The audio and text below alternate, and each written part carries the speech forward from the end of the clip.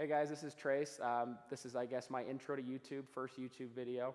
I want to show you the new truck I just bought. I bought Lacey Blair's old race truck, and kind of a little bit of history about this truck. It originally competed in the Diesel Power Challenge in 2013 with the original owner, and then Lacey got it since then. Obviously, I mean, the truck's been through multiple alterations. It's had, I believe this is the 4th motor in it. I could be wrong, it might be 3. But let's go kind of show you guys some of the stuff on it and go over the air and fuel on it. So we've got a 76 ball bearing turbo in the valley, a 102 ball bearing on top of it. It's got a set of Flux 290% over injectors that our buddy Maury had in his truck and made just shy of 2,000 horsepower on him a couple years ago. It's got the industrial XP600 down there. You can't really see it, but that's basically the baddest CP3 on the market. Supposedly we can make up to 2,000 horsepower on that CP3. We will see. Worst case scenario, we'll throw duals on it because we're chasing some big power on this one. It's got 3 kits of nitrous on it.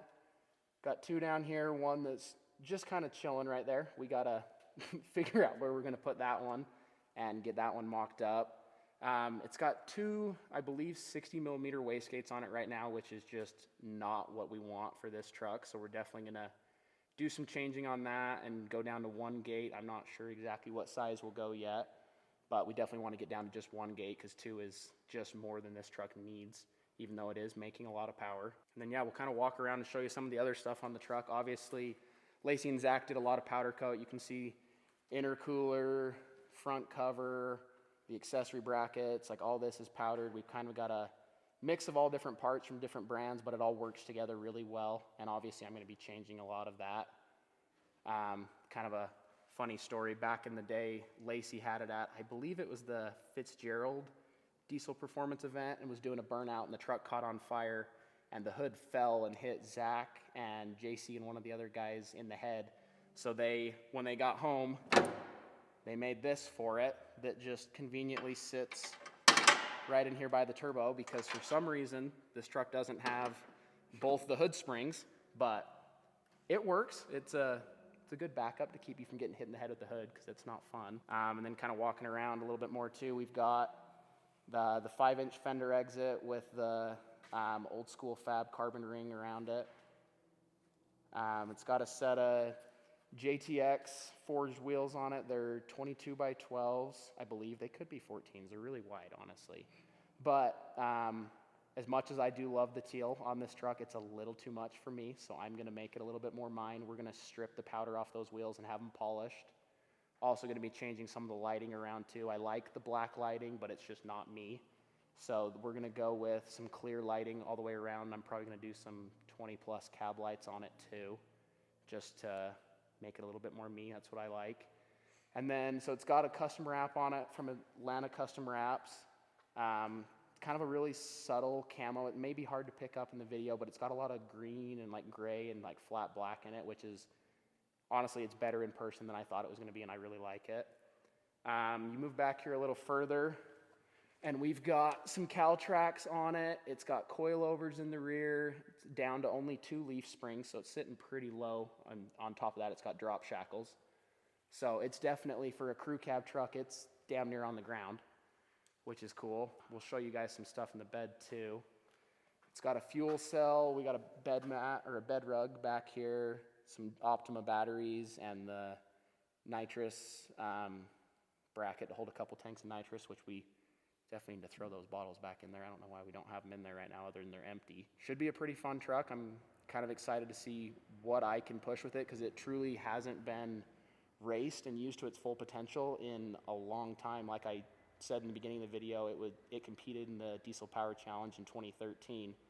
And as far as I know, that's one of the last times it was like really actually raced and used to its full potential, which obviously I'm going to be using it as a racing truck. I mean, we're going to have a little bit of fun in Mexico with it, but it's going to be more of my dedicated race truck. And then if you want to dive into the interior a little bit too, I've got a back seat delete, because we don't need that in a race truck. Don't need it, delete it. Yeah, exactly. It's got custom door skins on it that one of the, I want to say it was the lady that worked for Lacey, it's her husband, custom built these all for the truck, just to, you know, get rid of that factory interior as much as we can and cut some weight. We've got bucket racing seats up front, switch panel in the middle for all that fun stuff, and then we've got that kind of your oh shit nitrous handle. No radio obviously because we don't need it, delete it. We've got lockup and everything on the dash, that monitors on the dash because that's really all you care about. We don't need to be listening to the radio in this thing, nor does it have a speaker left in it. But the truck was also caged at one point, so I mean, Cole can show you there's some holes in the dash and some spots where the carpet's been cut where it used to have a cage, but that cage did not pass any sort of certification, so that cage got taken out, and I'm eventually going to put a full cage in it that'll pass certification so I can actually race this to its potential without getting kicked off of every local track. But I'm sure it's going to happen a time or two. But we'll get it certified and we'll get back out there and really push this truck and see what we can do. Kind of show you guys a couple things I'm planning on changing.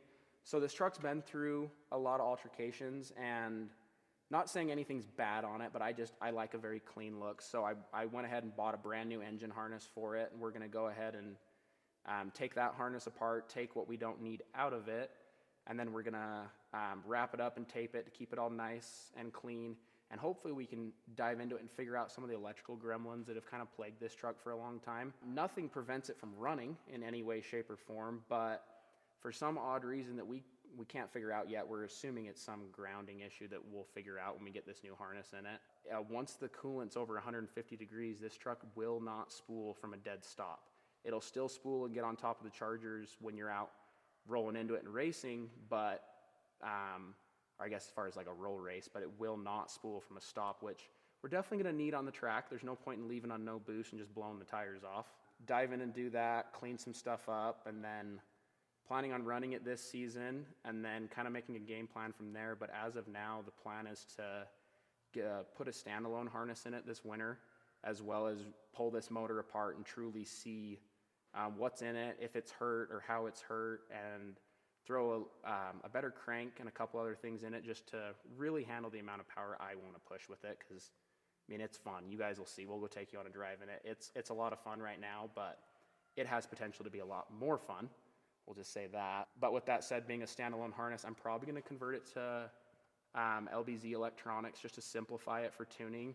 And then I think I'm going to pull the built Allison out of it and put a 48 in it with a full manual valve body, which a lot of you Duramax guys will hate me for doing that.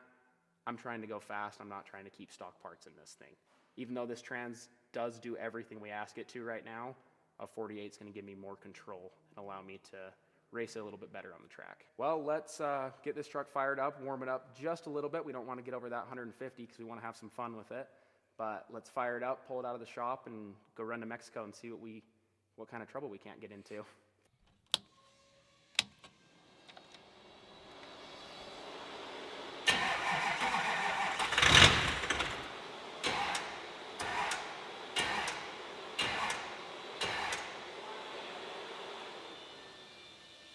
So you want to have a race truck? Yeah, let's throw a jump on it.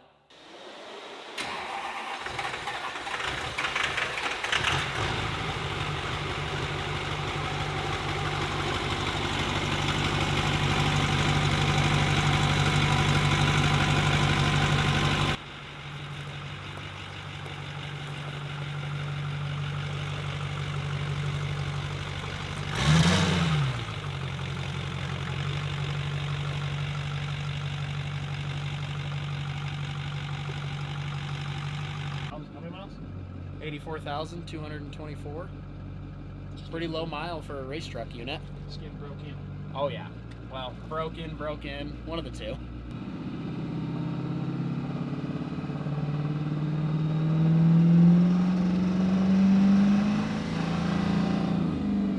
Oh, turns out you need to not have it in manual mode and lock it in first gear. Supposed to have four-wheel drive on that switch, and we have not got it to work yet, so we gotta dial in and figure out why that transfer case isn't locking in.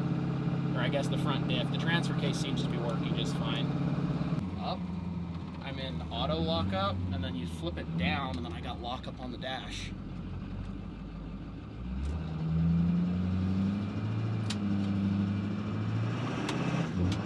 Jesus.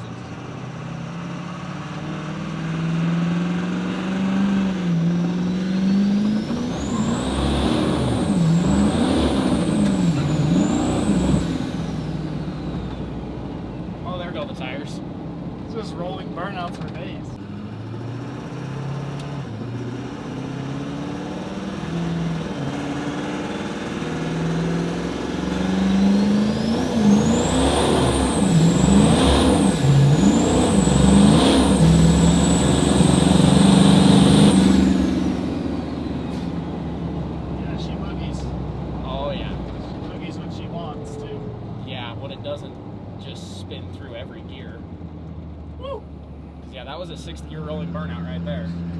Not what I'm used to coming from my you know, I guess previous race truck, my LB7 that's a ZF6, but we broke the crank in that one, so this one's the dedicated race truck now. We'll fix that one day. I just got to finish pulling the motor out of it. Need to find a little bit more motivation on that one. It's hard when you get a new truck, you want to put all your time in that one, but got to find time for all of them at some point.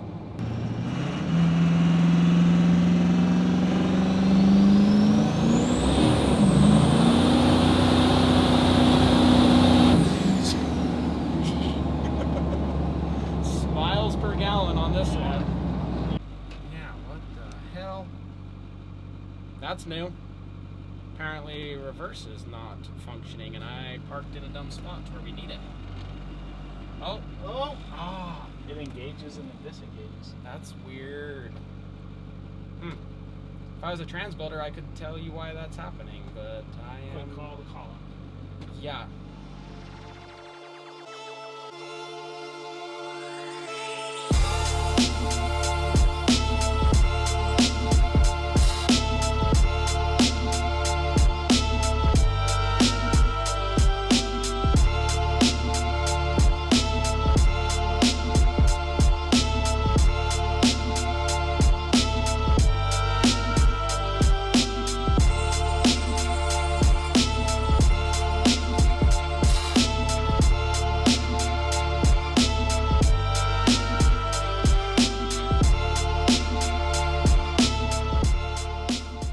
Thanks for coming along for my first YouTube video. I know we're a little rusty. We'll get better as time goes. Appreciate everyone coming along, going for a ride in the new race truck, and stay tuned for more as we go, and big things coming for this truck. See you next time.